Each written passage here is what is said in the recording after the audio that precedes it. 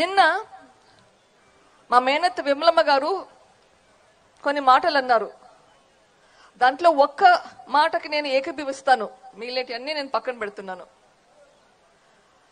ఇక్కడ ప్రాంతంలో ఫ్యాక్షన్ల గురించి తగ్గించాలని వైఎస్ రాజారెడ్డి గారు కానీ, వైఎస్ రాజశేఖర రెడ్డి గారు కానీ, వైఎస్ వివేకానంద రెడ్డి గారు చాలా తాపత్రయపడ్డారు.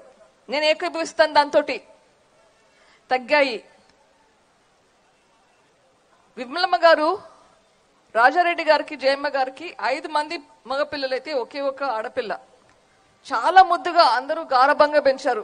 ఈగ కూడా వాళ్ళనివ్వలేదు. మరి ఈ రోజు ఎవరి వల్ల ప్రలోభంలోకి వచ్చిందో తెలియదు. ఆవిడ గురించి ఎంత తక్కువ మాట్లాడితే అంత మేలు అనుకుంటా.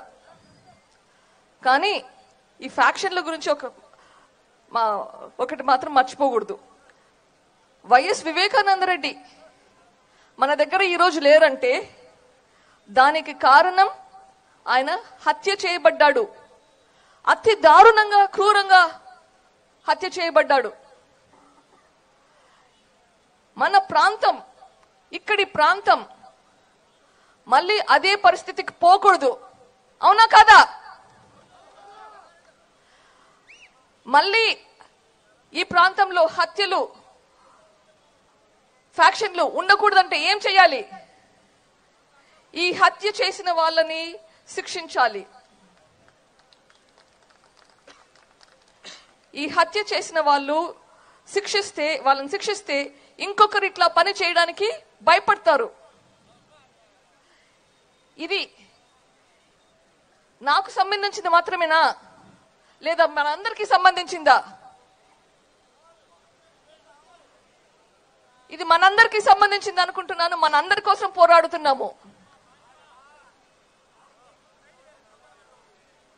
ఇప్పుడు ఈ 5 సంవత్సరాలు అయ్యింది వివేకానంద రెడ్డి గారు చనిపోయి, కాదు హత్య చేయబడి. కానీ దీని వెనకాలండే హత్య చేయించిన వాళ్ళు మాత్రం బయటే ఉండారు. వాళ్ళు మన ప్రజాప్రతినిధులుగా ఉన్నంత వరకు ఇట్లే ఉంటుంది. మన ప్రాంతం బాగుపడాలంటే, మన ప్రాంతంలో పోలీస్ వ్యవస్థ పనిచేయాలంటే ఇట్లాంటి హంతకులు రాజకీయాల్లో ఉండకూడదు. ఈరోజు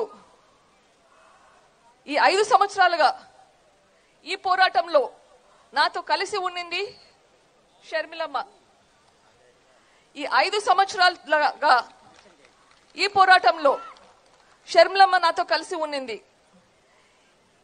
ఇప్పుడు మనము షర్మిలమ్మను గెలిపించుకుంటే ఈ పోరాటమే కాదు, మన ప్రాంతంలో ఏ సమస్యలున్నా ఢిల్లీ దాకా తీసుకెళ్తుంది, పార్లమెంట్ లో ప్రశ్నిస్తుంది.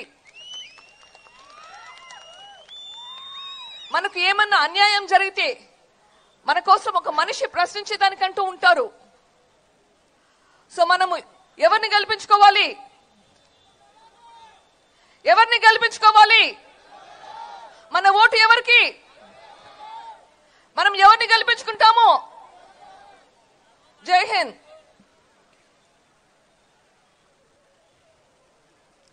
మహాశలరా, ఉభయ